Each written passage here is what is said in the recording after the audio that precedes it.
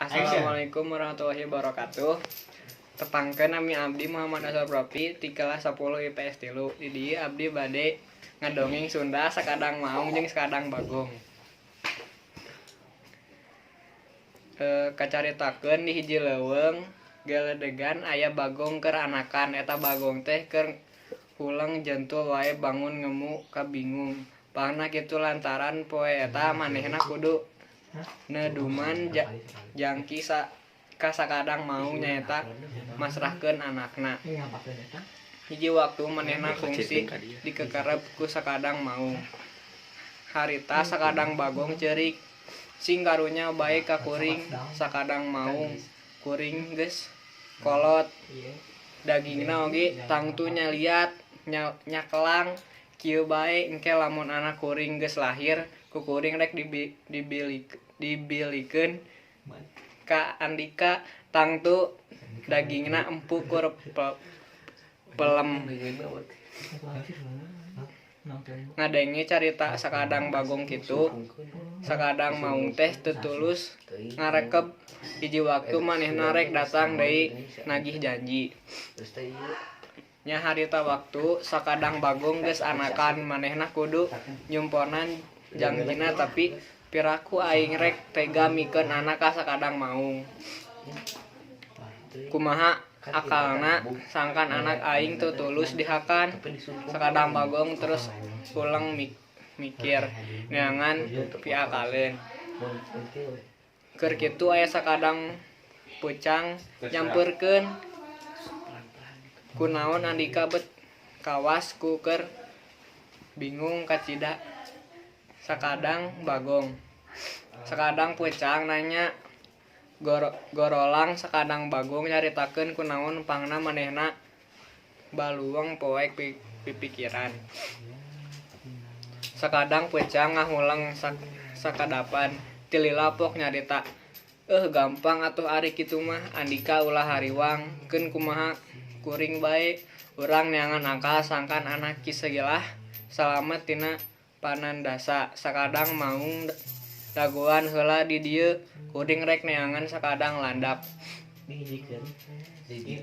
Sakadang pecang ngaleos teu lila oge geus ngurunyung deui dibarengkeun ku sakadang landap. Manehna terus ngajak indit ka hiji guha. Tapi ka guha nu dituju sakadang pecang, sakadang maung dagoan heula di dieu kuring rek neangan sakadang landap. Sakadang pecang ngaleos teu lila oge geus ngurunyung deui dibarengkeun ku sakadang landap. Manehna terus ngajak indit ka hiji guha. Tapi ka guha nu dituju sakadang pecang metakeun akalna. Sakadang landak kudu asup ka jero guha, ngaringkuk dinu rada poek.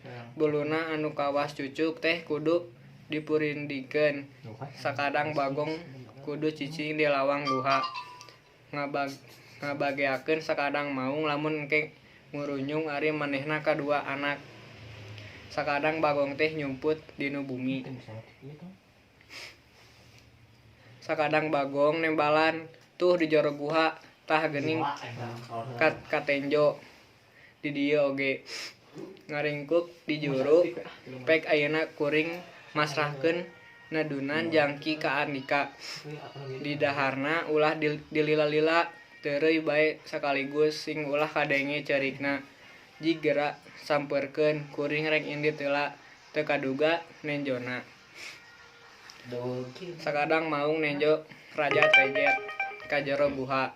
Nya bae katenjoeun aya nu ngaringkuk di juru. Awahing ku atoh bari teu kuat hayang geura ngarakep. Gabrug bae nu ngaringkuk teh dirontog disamuelkeun. Puguh bae cucuk landak teh rungsep mangan sungutna sakadang maung. Gegerungan sungutna boloboran getih. Diutah-utah oge landak teh teu daekeun kaluar. Da cucukna narancep pageuh pisan. Untukna sakadang maung teh paeh sakadang landak ngarumuy kaluar tina sumutna.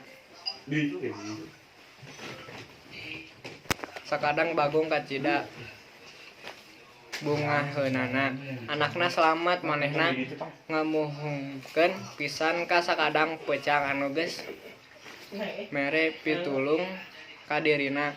Kitu deui ku sakadang landak manehna kahutangan budi. Sakadang pecang jeung sakadang landak tuluy arindit deui ninggalkeun sakadang Bagong.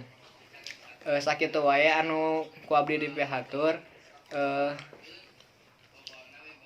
Wassalamualaikum warahmatullahi wabarakatuh.